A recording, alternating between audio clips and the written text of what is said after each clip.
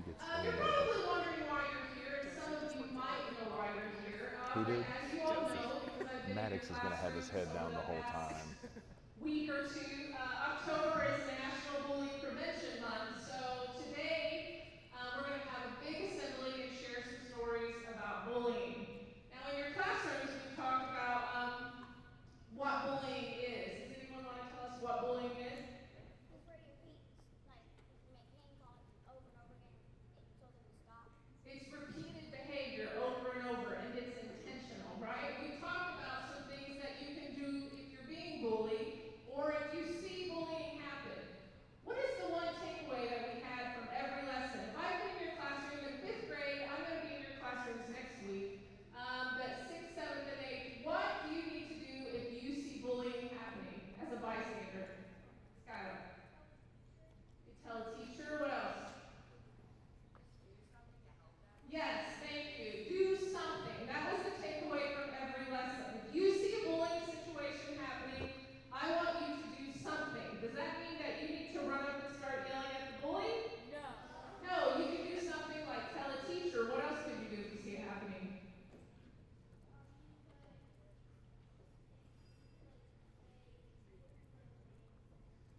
Join the person who's being bullied. Ask the person to join you, the person who's being bullied. What else could you do?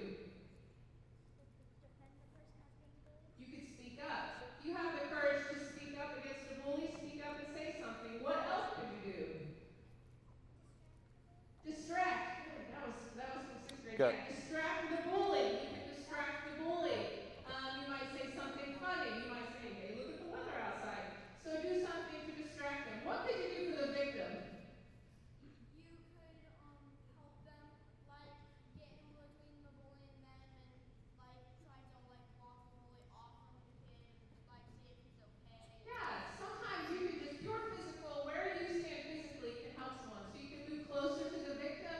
You can ask them if they're okay. We've talked about oftentimes victims of bullying feel really forgotten and powerless because nobody acknowledges that it's happening. So one thing you can always do is walk up to the victim and let them know that you're not okay with what just happened to them. Okay, so that kind of sums up what we've talked about in class. Today, we have some very special guests that are here to share their stories of bullying or being bullied. And you might recognize some of these faces. We have Mr. Alt. We have Mr. Bird. We have Mr. Long.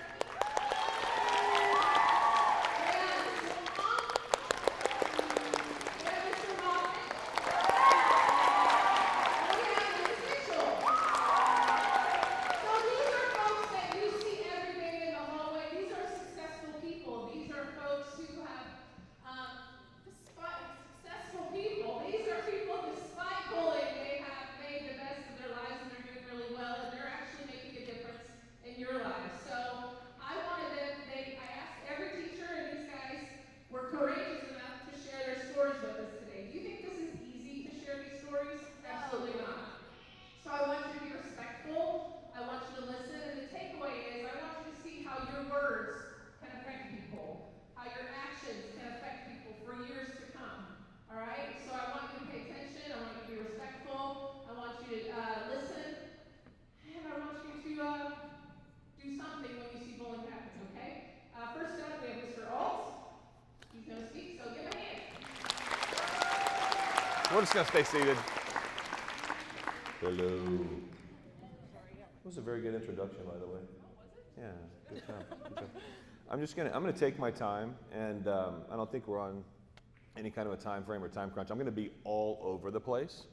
Don't be surprised if me or any of the folks speaking today get a little bit upset or sad or show a little emotion. That's okay, for sure. To give you a little background, and I haven't talked to you all on a level like this before.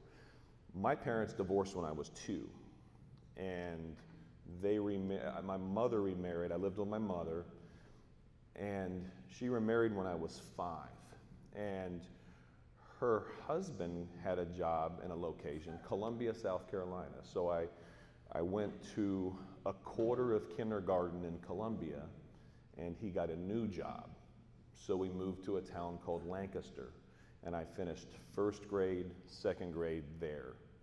After second grade, we moved to a town called Anderson in the upstate, and I was in third grade from August until about April when he decided to get another job. And we moved down by Myrtle Beach. If any of you ever been to Myrtle Beach, if you're on 378, yeah, 378 or 501, raise your hand if you've been to Myrtle Beach. Awesome.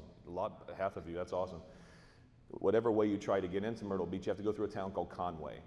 On the other side of Conway is where I ended up at the end of third grade. I spent fourth grade, fifth grade, and sixth grade, and that town's called Marion. And I have not been to that town since I was 12, and I don't know if I could handle going back. It was that bad. And I think, and I'll say this when I'm done giving you some examples of the bullying that I endured. The thing that was tough for me was in kindergarten in 2 locations, first grade, second grade, but especially third grade in the upstate in Anderson, I had all the friends in the world. I mean, we would get on recess, and I'm dating myself a little bit, but we would be Transformers. You know, we would get on recess, and I would be, I was usually Bumblebee, you know, for whatever reason. But yeah, I mean, I had kids over to spend the night. I went to parties. Like, we had a great time. And here at the very tail end of third grade, I moved to this town. And I thought it was going to be a good deal because this kid, Billy, you remember these things, you know, and that's why you guys need to be kind, because you remember these things. It's the first morning I get off the bus, and this kid, Billy, and he was a big kid, okay? Billy comes over to me and he goes, "Hey man, I'm going to introduce you to everybody." And so he walks me on this huge playground. It's an old high school that's been then turned into an elementary school for funding. And he introduced me to everybody, and I'm like, I'm going to love it here. I'm like 15 minutes from the beach, and this place is going to be awesome. And little did I know it was going to change my life. The first example of bullying I have is I'm at the beginning of 5th grade. It's baseball season. It's a tiny town. So I had a bicycle, and I would ride from my house to the ball diamond to play, and I would skateboard, and I finally got a cool skateboard. Like, I had the crappy skateboards that were like $20 from Walmart, but I had a cool skateboard. I had finally had a Rob Roscott skateboard that I was able to piece and put together from a place called Salty Surf Shop in Florence, South Carolina. Beside the point, I had a dog, and it was a Brittany Spaniel. Does anybody know what a Brittany Spaniel is? Yeah, Brittany Spaniels are really, really big down south for dove hunting. Anyway, it looked very much like a Cocker Spaniel. Anybody seen like a golden Cocker Spaniel before? But it's dark. It's almost red when it reflects the light. Cute dog. So puppy's probably, I don't know, a year old. And the dog would pull me. I would have it on a leash. It would pull me on my skateboard. And so, of course, bike at home. I'm on the skateboard. Coming back from practice, and 5 guys, and it's a rural setting. It's like an old industrial building area, if you can picture that. 5 guys come out and push me off the skateboard, all right? And so I'm laying on the ground, and I wasn't holding on to the dog, so they took the dog away from me, okay? So the dog's not maybe a year old, and I was mad at myself because I didn't ride my bike this day. I decided to get on the skateboard and let the dog pull me. And so I've got 5 guys circled around me, and I'd just gotten this skateboard, and they took the skateboard from me as well. And I can remember them taking the skateboard and bashing it against a brick building as hard as they could. And I knew it wasn't going to break because it was a solid. Skateboards back then were much different. They were wider and they were thicker. But I think what I was more scared about was that they were going to do something to the dog. Would everybody kind of agree with that? And I remember even today the fear that they were going to throw the dog against a wall, or they were going to stomp the dog, or something like that.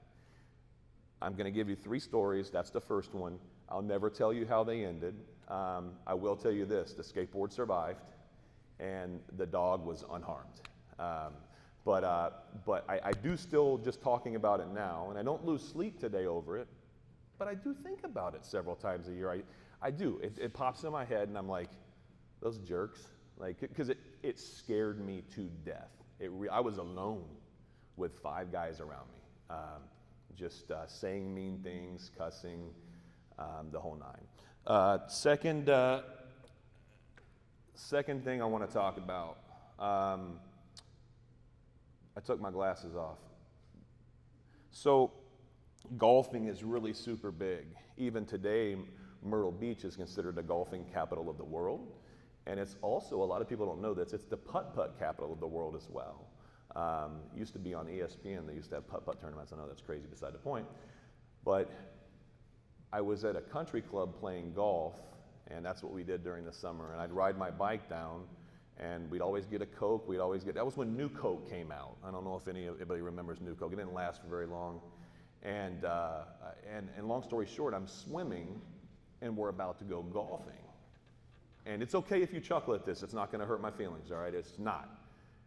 I come out of the pool, and I'm dried off. I'm ready to play my round of golf, and my golf clubs are 20 feet up in a tree. And I was kind of chubby as a kid before I got my growth spurt. I'm standing there, and I'm looking at my golf bag with my clubs in a tree, and I know in my heart I can't get them out, and it's embarrassing. Like, I was mortified. There were girls and boys and everybody just pointing, going, your clubs are in a tree. And it's, you smile today because it's kind of funny, right? But to me as a kid, I still remember standing there, like, just the embarrassment of that. It's just one of those things. Again, I won't tell you how it ended. I will tell you I got the clubs down, and the clubs were fine. I did not play golf that day, and I'll leave it at that. The third and final incident I want to talk about, in a really strange way, I think scarred me more than the dog incident I talked about at the beginning. I'm in 6th grade at this point. It's the beginning of 6th grade. It's the first week of school. I don't know if anybody remembers this. I think the only person in here that might remember this may be Mr. Carmichael and Mr. Moffett. When I was in 6th grade, 86, 87, mad balls were really big. And it was this almost like a baseball that had like a face, like a mean face on it. And I had this purple plastic lunchbox. And my mom was a teacher, and she said, that's too expensive. I said, please give me the lunchbox. I just want this lunchbox. It's cool. I'll be cool. Get the lunchbox for me. So it's a hard plastic purple lunchbox. It had mad balls on it. Had like 4 of them, and I'd ridden my bike to school because that's what you did. There was tons of bike racks. So I put the lunchbox down with all my stuff, and I'm messing with the lock on my bike, and I look behind just in time to see a kid run full bore and toe kick the lunchbox into 1,000,000 pieces. And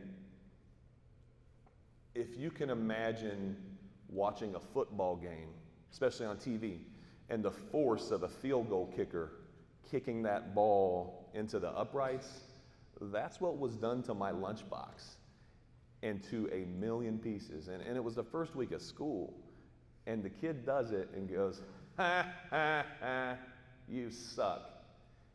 And I'm just standing there like, okay. My mom could not afford this lunchbox, but she got it for me because I begged her for it. Not only was I embarrassed because there was 20 or 30 people at the bike rack, but at the same time, I had to go home and tell Mom my lunchbox is never going to be a lunchbox again. So it was kind of a double-edged sword there. Again, I won't tell you how that one ended. It ended with me taking my lunch for the rest of the year in a brown bag every day. I didn't get another lunchbox. But what I'm going to get at before I pass the mic, sweaty mic at this point, my hands are sweaty. That was 83, 84, 85, 86, 87. That when you told a teacher or you told a counselor or you told a principal that you were being bullied or you were being picked on, it was, they're just boys. They'll work it out. They'll work it out. Figure out a way to work it out. The difference today is not only is there another way of bullying, which I'll close this later and talk about the cyberbullying type social media stuff we've got going on today, but you have an outlet now. You have Mrs. Wolfger, okay? You have Mrs. Yoho. You have me. It's a lot different today. We take it serious. We take this stuff serious because it affects people for life, and people sometimes harm themselves as well, and we don't want that to happen.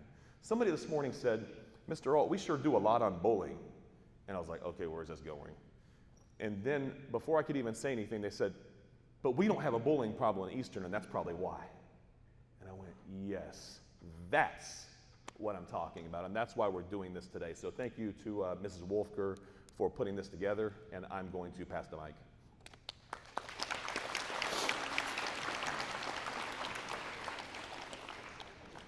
Hello, everybody.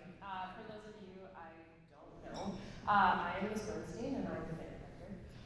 First off, thank you for sharing your stories. It's not easy. And similar to what Mr. All said at the beginning, my brain is going to be very jumbled. Thought about writing it out, didn't, regret it now. So, let's set the scene a little bit, okay? I grew up in New York, on Long Island. So if you think about it, Manhattan's right here, and then there's like a little smudge on the map, that's Long Island. I grew up about 40 minutes outside of New York City, and I got to go to Broadway shows a lot, and my family is very close, all good things, really. But I would never move back to New York, ever. A lot of the time, people ask me, you're from New York, why did you come to Indiana? Well, my answer, I'd say 100% of the time, is Indiana University has a great music program. So why wouldn't I? And it was the best music program I got accepted to in college. That's not a lie. But I am leaving out a big part of it, which is that I have awful memories of New York. I will never move back there because of the impact that my peers had on me all throughout elementary and middle school.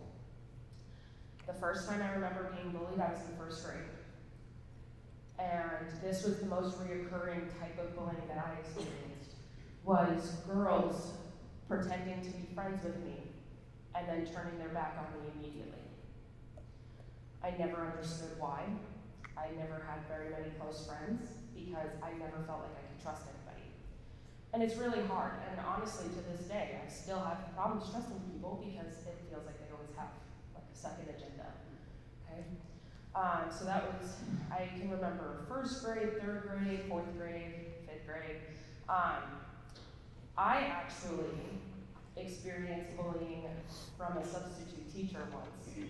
I'm going to tell you this story honestly because it's important for you to tell people if this happens to you.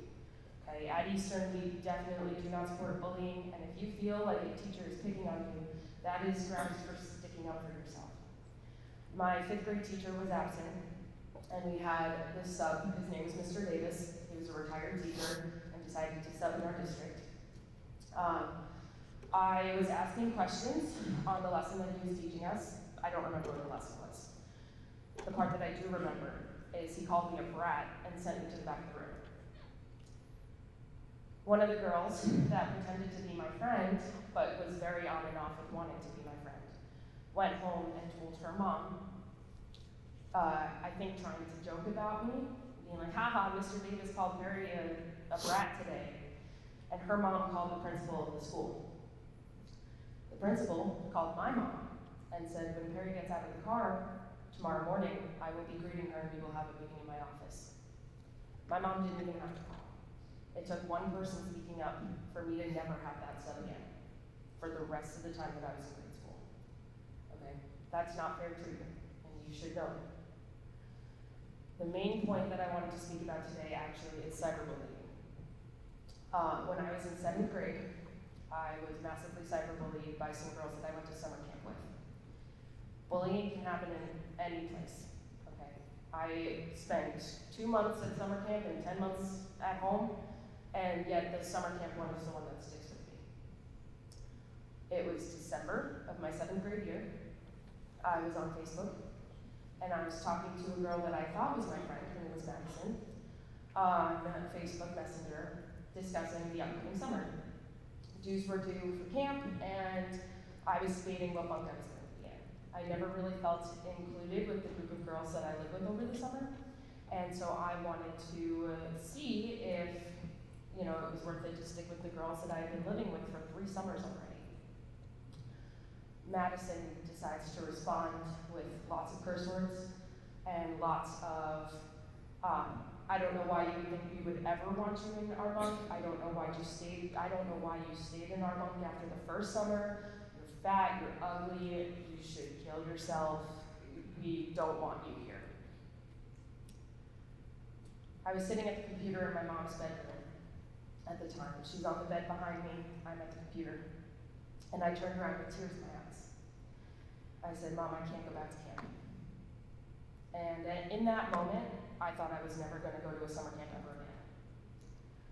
I printed out the conversation, gave it to my parents, who gave it to the director of the camp.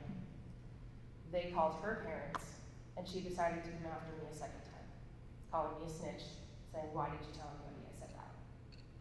Because she had already paid for the summer, they couldn't kick her out, but they did refund us for my summer. Mind you, my sister had been going to the summer camp for 10 years, loved it, had a great group of friends, never batted an eyelash at it. That doesn't mean it was necessarily the right place for me. This was 2009, by the way. So I got a refund. I did not talk to this girl. I blocked her to this day, still don't have her on social media. And I was in a solid state of depression for about 3 months. My family goes on vacation with very close family friends every year. And so on that vacation, my family friend, who I trusted, recommended a different summer camp. At the time, I was like, no way, I am not putting myself through this again. But in time, we actually decided to look into this summer camp, and it was a performing arts camp. So they had theater, and they had art, and they had music, so I was able to play my trumpet every day, and dance, and I love to dance, a lot of you know that. So it seemed like the best of everything, and I can honestly say that it was. So while it felt like the end of the world when I was in that state of depression and I was dealing with the echoes of the things that the girls said to me online, and then other girls backed up, kind of the most beautiful thing came out of it, and that was this camp. It's called French Woods. It's in upstate New York, and it is, for me at the time, it was the most magical place in the world.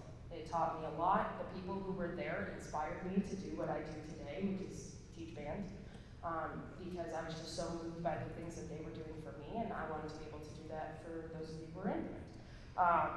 And so music kind of saved my life in a way, because without that camp and those experiences, I don't know if I'd still be here. So I want you to keep in mind that you do not need to be silent about those things, and if people aren't listening to you, go to somebody else. I am very fortunate that the people that I went to listened, but that's not always the case for everybody. Please, please, please speak up. Do not sit and suffer and think that you deserve it, because I can promise you that you do not. Okay? I think that's pretty much all I have to say. Good job. Thank you.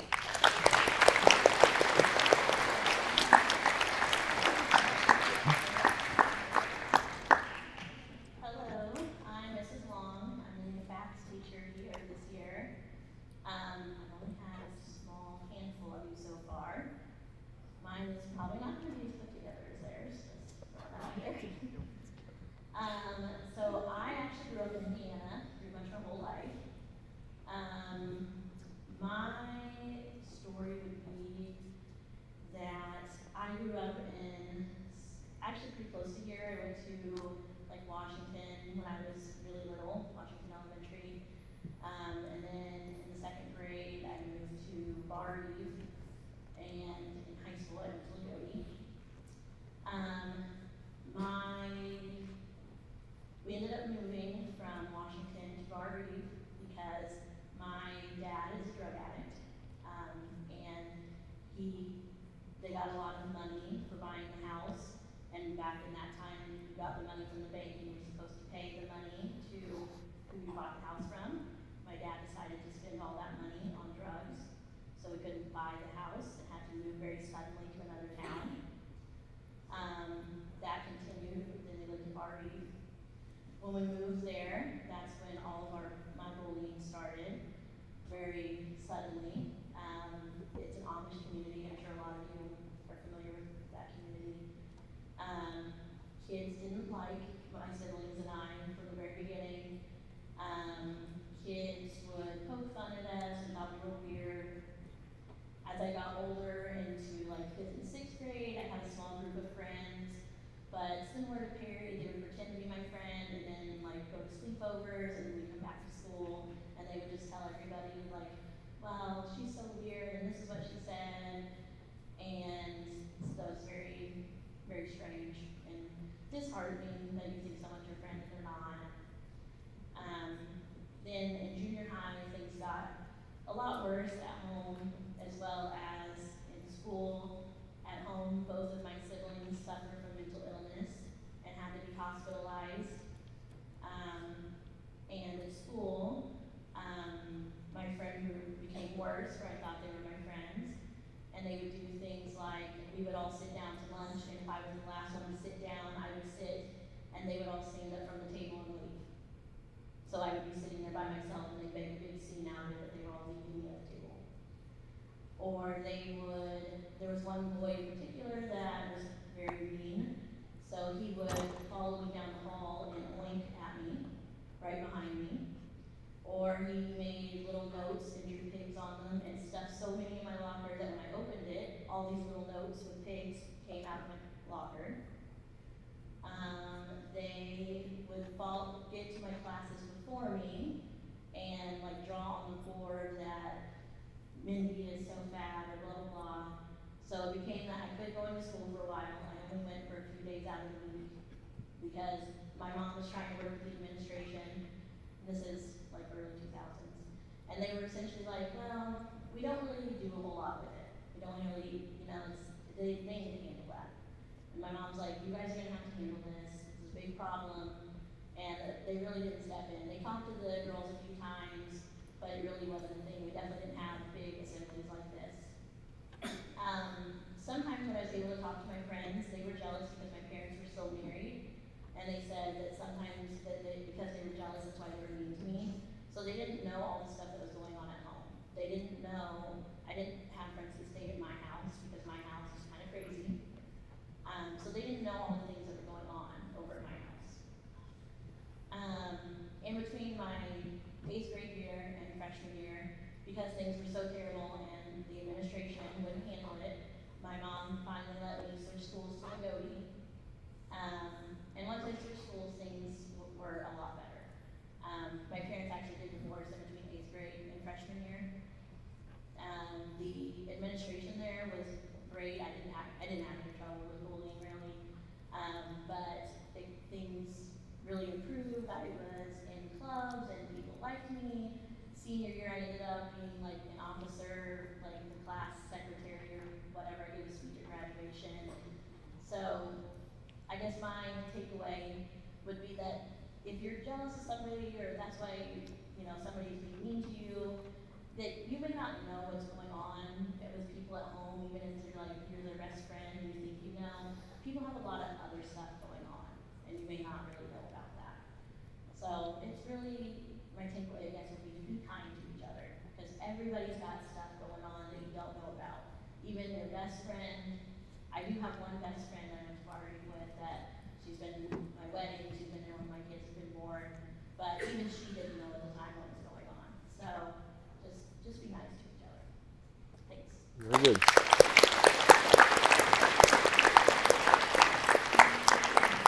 Good morning, guys. My name is Mr. Moffitt.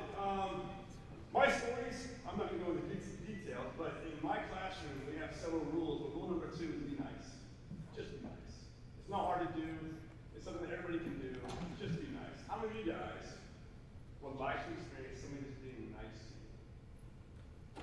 Okay, how many of you guys have experienced this year already, a day where you had a bad day? Okay, so going off of that, just be nice. Scientists say that it takes 43 muscles in your mouth to frown and 17 to smile. So it doesn't take a lot, but it takes a lot of work to make you sad. So in my classroom, be nice. Now growing up in high school and middle school was the first experience I had where I lost a friend to suicide. That was the very first experience. And my friend lost his life because his best alternative at the time was he would rather end his life than try to go through with whatever was going on in his life. And it dealt with life at middle school. And you guys all know life in middle school is stressful. You have anxiety. You've got all kinds of new stuff going on in your body. You've got things that you're seeing in the hallway that look very pretty. You've got all kinds of stuff going on, plus homework. So there's all kinds of things that are already going on in your life. Then you have to add on things like people being mean, and maybe just not feeling the way you're supposed to, I guess, in whatever is going on in your life. So his best alternative was to take his life. That was the first time I went to school the next day, realizing I will never see Danny again. And that still bothers me. Because I wake up sometimes thinking, is there anything I could have said? Is there anything I could have done? Should I have spent one more day with him? What could I have done? That was the very first experience. My first experience of being picked on that I remember. I have a sister, so I'm sure that dates back to birth. But the very first experience I do remember, and I've told my classes every year, is that in kindergarten, I went to a pre-K. I went to a daycare center after school. And one day I was climbing this gigantic, huge 6-foot ladder. And I was going up the ladder to slide down the opposite side. And that was back in the day when metal slides. So when you're out in the sun all day, you try to go fast. And so as I'm going up this slide, these boys are at the end of the slide. These are older kids, like big third graders. And they're like, hey, Snow White. So I had very blonde hair. And this was back when you got made fun of for blonde hair. Because nobody does it anymore. Now we just have blonde jokes. Which I still don't get. So I'm going up this slide, and as I'm sliding down, they're making fun of me for being Snow White. They're calling me Snow White, Snow White, Snow White. And so I did what any kindergarten kid would do, and I crawled into the slide, and I cried myself in a fetal position. And I just sat there crying and crying and crying. And my mom finally came, and when I saw her come, it felt like hours. I ran my mom, and I hugged my mom, and I was like, they call me Snow White, they're calling me Snow White. I never want to come back here again. Daycare is the worst. And so it wasn't until years later, when I was really studying Snow White with Kendall, my 9th grader, and I realized Snow White had black hair. And that's when I said, I wish I could go back in time. I said, you idiots! Snow White has black hair! Ah! Bam! Right? I can't go back in time. Now your science fair's coming up, so hopefully some of you guys will figure that one out. Now that was the very first experience. Now I'm 40, almost 43 years old, and that still bothers me. Still bothers me. And then later on in life, when I was going into high school, I was in 9th grade, first day of school. I'm getting off the bus, walking into high school, because in Dallas, Texas, we had high school for 9th and 10th grade, and then senior high for 11th and 12th grade. I'm walking into high school, I have a Coke in my pocket. Because in high school, you could bring Cokes to school and drink them in your classroom. Yeah, it was cool. And so, anyway, so I'm getting off the bus, and I bump into a pole. I didn't realize it punctured a small hole in my Coke. And so I'm walking in the first day of school into the high school. Now, in our middle school, which I knew everybody, and another middle school joined together in high school. So you saw girls that you thought were angelic. And you saw people you'd never seen before, and you've heard their name in athletics, and went, that's the guy, he scored that touchdown. That's him in the flesh and blood. I'm walking into school, my Coke is leaking in my pocket. The front of my pants starts to get wet. It runs down my leg. And I became that kid in 9th grade. I was a kid who wet himself. First day of school. And I tried to tell everybody, I didn't wet myself, it was a Coke. I pulled that can out of my pocket and said, it's a Coke! But I was already labeled. I was that kid. And so for the rest of the year, I was that kid. That still bothers me. It still gets me. So I think maybe this is why I'm a protective hen when it comes to my own kids. Because of the life I went through. Many more stories in high school of being shoved in lockers, beaten up, thrown around, kicked, made fun of, ridiculed, laughed. And the thoughts of nothing is better right now. The only thing better than this is to have everything done. I remember those thoughts. But I had friends and I had teachers that came alongside me and said, it's not worth it. Like, don't let them get to you. It's easy to walk up to somebody and say, don't let that bother you. One of the hardest things that I deal with in life today is people saying, I know how you feel. Because I want to look at them and smack them and say, you don't know how I feel. Don't tell me that. Some of the worst things in my life that have happened, I've had people come alongside and say, oh, you know, hey, bad things happen, it's okay, you'll get through this, hey, I know how you feel. And they start to tell me their story. I just want to say, be quiet. You don't know how I feel. One time, one of the worst things happened in my life, and I was sitting at this glass, looking through at this bad situation in my life. And I was crying, and I was mad, and I was upset, and I was frustrated. And I had two friends that walked in. One sat on my left, one sat on my right. They put their arms around me. For about an hour and a half, they didn't speak to me at all. They just put their arms around me. They let me know they were hurting with me, and then they left. And that's all I needed. So my advice to you guys is sometimes, not even sometimes, you are going to have bad days here. You are going to feel alone. You're going to feel isolated. You're going to feel picked on. You're going to feel made fun of. You're going to feel ridiculed. And my best advice to you guys is this. When you graduate, there is no such thing as being cool. There's no such thing as being popular. There's no such thing as being awesome. You become a loner who's lost and an idiot trying to keep a job and take care of your family.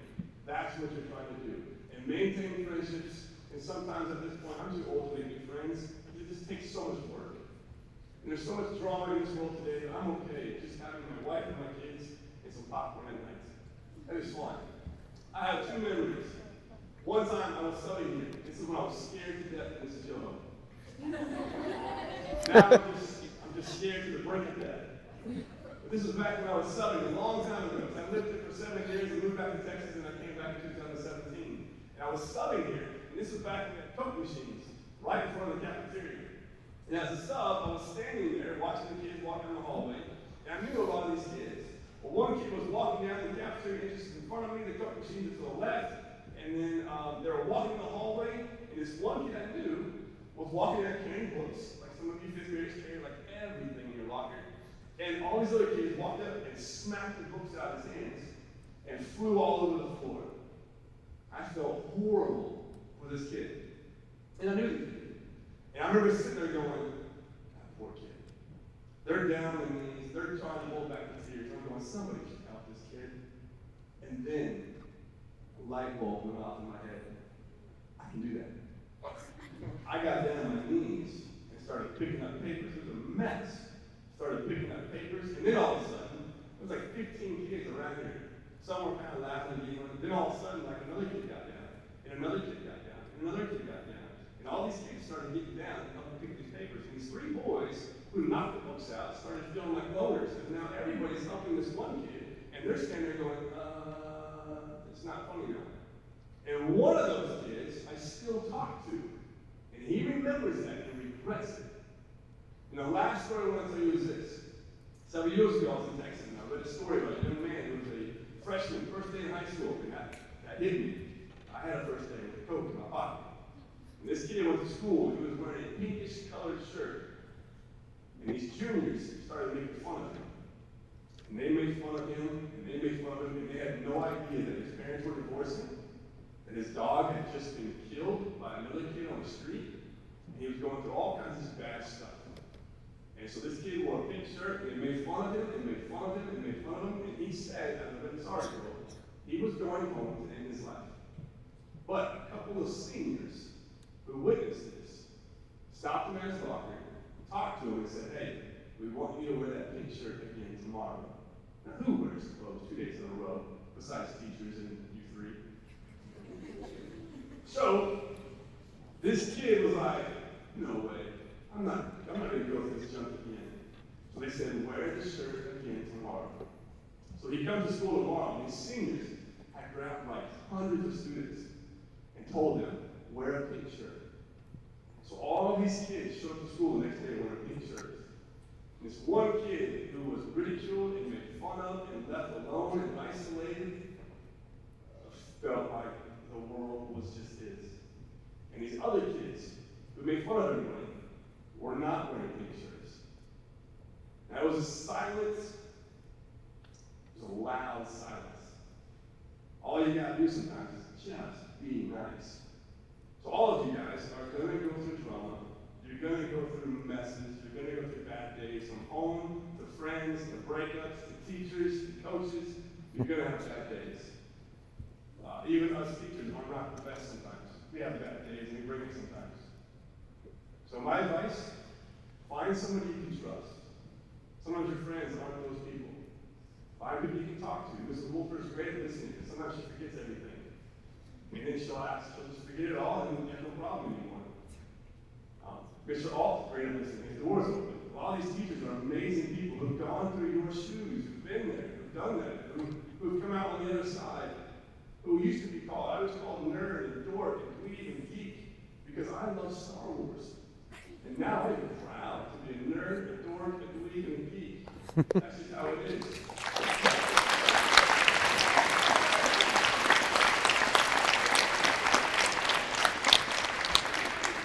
Good morning, everybody. So I don't like microphones at all, so I'm gonna give this a try. I'm afraid I'm gonna I'll do my best.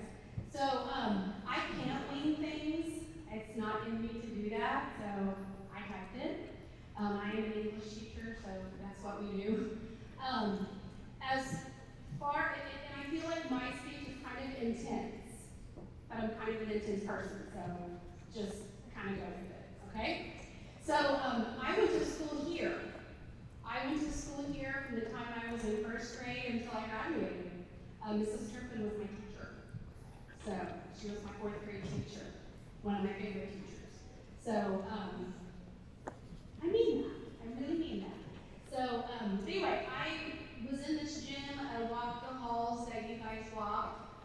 And if it's okay with you, I'm probably just going to kind of read this. Is that okay? Yes. Okay. All right. I'm fat. I know that because I was called that by my peers in elementary, middle, and high school, from the boy I liked on the phone in middle school, from the girl in high school that would make pig noises at me while I ran in PE in this gym.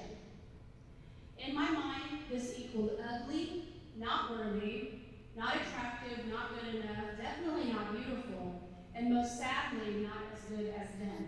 I was flawed. The bullies told me this throughout my school career, and I believed them until I was around 35 years old. The thing that for me is things stand out for me in high school, and that probably shouldn't, but they do. So beginning in fourth grade, when I started to gain weight, I cried and I didn't want to go to school, but I had to. I remember that year because I had an amazing teacher, Mrs. Turpin, who drew me pictures. That's why I don't like microphones. Who drew me pictures, who loved me, and had a beautiful baby that year. I remember that, but I also remember the mean kids. The time I was on the phone with the boy I liked, and instead of at least being my friend, he called me fatty. That was devastating. When I wore size 14 pants, and I really wanted to wear a size 0. If I would have just known back then that when you go to Kohl's, all the 14s are gone. Why? Because that's the typical size of a woman, is size 14. And I didn't know that, so I wish I would have known that then. When I didn't have a true boyfriend until I was 21 years old, who's now my husband, maybe it was because I was quiet, maybe it was because I ostracized myself from people, or maybe it was because I was fat and nobody wanted to date me. That's the way that I felt, but who knows, but it hurt a lot on those Saturday nights when I didn't have anything to do. Seeing images of women in magazines, like still today, they're thin, they're beautiful, and I'm not. And I hated it, and I still hate it some days. The funny thing is, I wish somebody would have told me about Photoshop then too, because they don't look like themselves either, do they? But I didn't really know that whenever I was growing up. Actually believing that I deserved to be bullied. I was fat. I just needed to lose weight. It was my fault. If I lost weight, then everything would be okay. I could really go on forever about stories like that. I remember thinking, I wish that they could just see me. I wish that they knew that I love to write, I love to laugh, I love my pets, I love Prince, I love Michael Jackson, I love to dance. Turn my page. I love to sit in the shower. I want to be a teacher one day.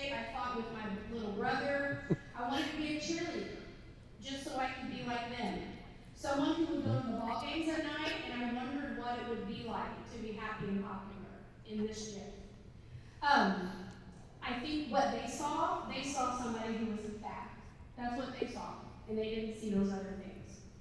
I want to talk directly to the person in the gym that is bullying someone right now. I want to talk directly to you right now, okay? I want you to think, I want to talk to you because you might be bullying somebody because they're fat.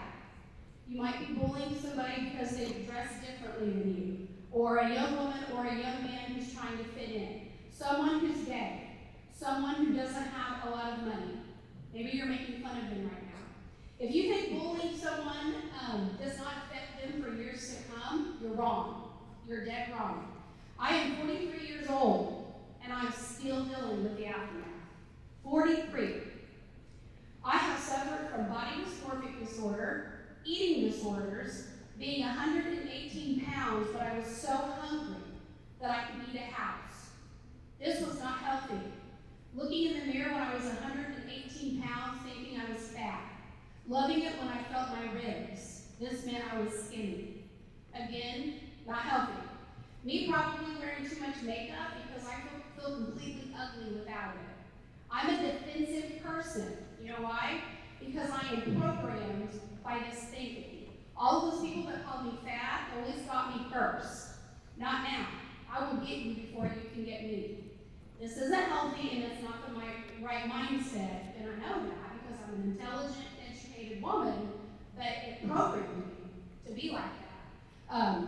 So to all of the bullies that are in the audience right now, remember that. Remember that I'm 43 and I'm still dealing with this. But most importantly, to the bully, to the people that are being bullied. I don't expect you to believe me because I never would have, but I'm going to say it anyway, in hopes that I help one person today. It's not you. Please believe me when I say it. When I was in school, I thought it had to be me. Why would they say that? I'm fat. It defined me, and something like that might define you too. It's truly the person who's being mean to you. It truly is. They have a problem. They have some sort of self-confidence issues, and in their brain, it helps them. Unfortunately, at the expense of you. But what I put on here is head up, chin up, it's not you. And it took me a long time to figure that out. It's taken me a long time to say this too. Right now, this second, I'm not as healthy as I want to be. My jeans are tight. My knees hurt someday because I need to lose weight. However, it's a very small part of me. I'm a mom, I'm a wife, and I'm your teacher. I'm your protector while you're in these school walls, the person who will gripe with you if you're not being responsible, and the one who will sit back and watch you grow. I have a heart of gold and will give you the shirt off of my back. I will crawl under the bathroom stall if you're crying. I will bring food for you if you don't have any food at home. I've done both of these things multiple times. I don't look like Beyonce. I don't look like Jennifer Lopez. I look like me, and I now know that that's okay. But it took me a long time to get there. I really am okay. I told you this was going to be kind of a downer speech, and I don't mean to make you really sad, but I'm truly okay, honestly.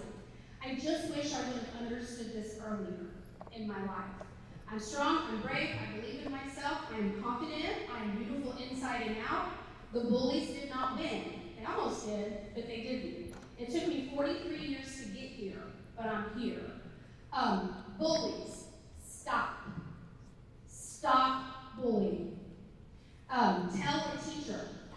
I didn't. I wish I would have, because Mrs. Turpin or Mr. Goodwin would have helped me.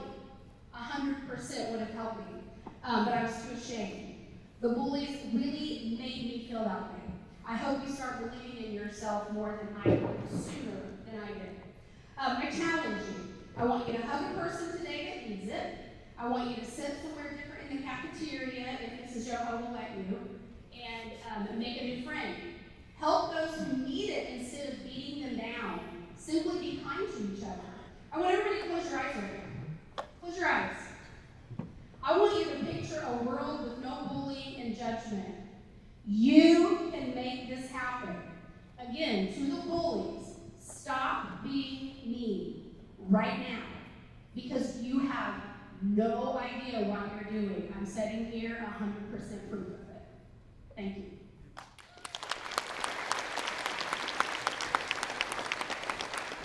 awesome.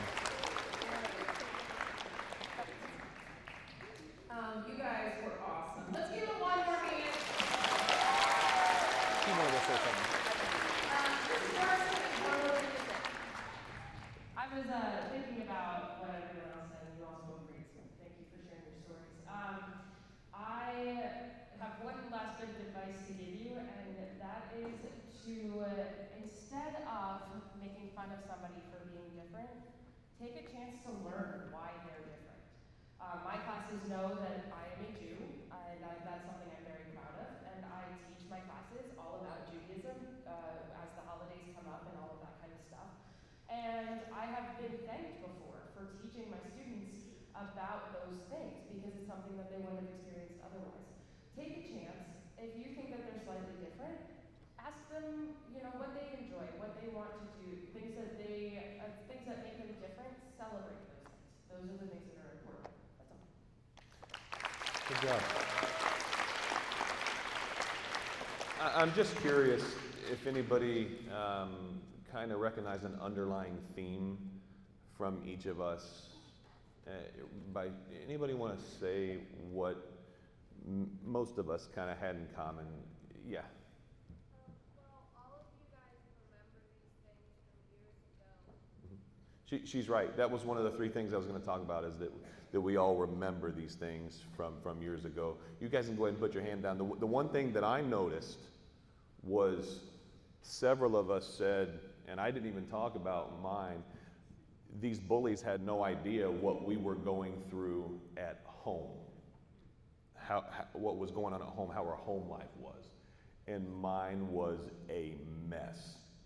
Now, I won't go into it, but that's a big thing. There's a saying, I think I printed the quote off a year ago, when you pass somebody, when you look at them, you never know what battles they are fighting and what they're going through. So another reason to be nice to each other. I'll leave you with this. 2 years ago, it was right before we started packing up the house to move here. Randomly got this from a guy I knew in 5th grade. My 5th grade teacher, who was my protector, Mrs. Gore, she stood 4'11", and she was a bulldog. And she protected me, and she put an end to a lot of the bullying I was enduring. She passed away. And I made a Facebook post about it. And I was connected with a couple kids. And I got this. I saw your post about Mrs. Gore from the 5th grade. I also remember her well, and remember that I was one of those bullies too. And when I read that, I went, whoa, okay. And I remember this kid. I know it's a little late for apologies on being a jerk back then, but I'm sorry. You were a great guy. And I remember that day when Mrs. Gore came into class and told the class to leave you alone. You were a big guy and you're going to beat the crap out of somebody. And I won't tell you if that happened or not. I'll leave that up to your imagination. But the fascinating thing is that guy carried that burden. That bothered him. And I didn't read it to you, but he went on to say, I have 2 little girls, and I'm teaching them not to be like me. And I think that was pretty important. You guys were wonderful listeners. I didn't know how this was going to go, but give yourself a hand. You did a good job. Mrs. Walker, do you have anything? Okay. Thank you to the panel. Thank you guys. Have a great day. Be kind, be kind, be kind. See ya.